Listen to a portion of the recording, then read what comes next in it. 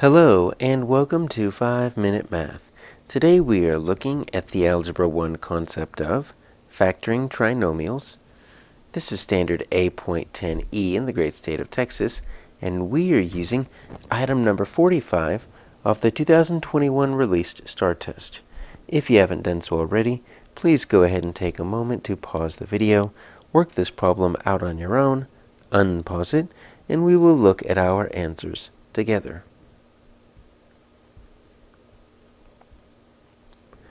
So we have a trinomial here, 3 terms, and it's in the classic ax squared plus bx plus c format.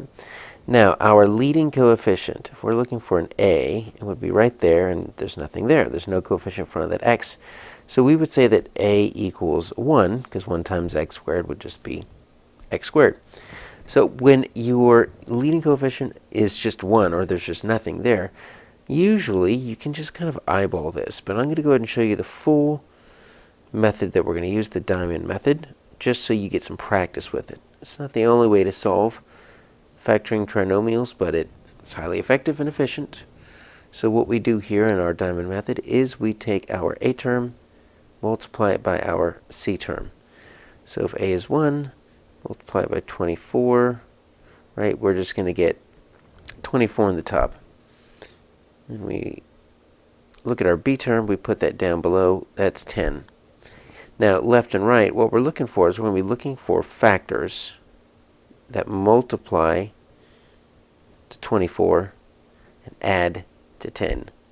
So we're going to just put ax over factor in both the left and the right. So our a is just 1, so it's really going to be x over, and then one of our factors, x over one of our factors. We do it like that because sometimes we do have a leading coefficient that's greater than 1, and we need to simplify. But in this case, we'll just take whatever factors we can find and just put them with the x. All right, so we're going to look for 2 numbers that multiply to 24 and add to 10. Everything is positive here, which means both my factors need to be positive. Sometimes we'll have negatives, and we need negative numbers.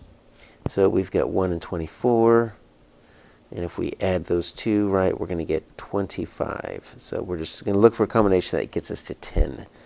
So 2 and 12, that's a lot lower, 15. Let's see, 3 and 8.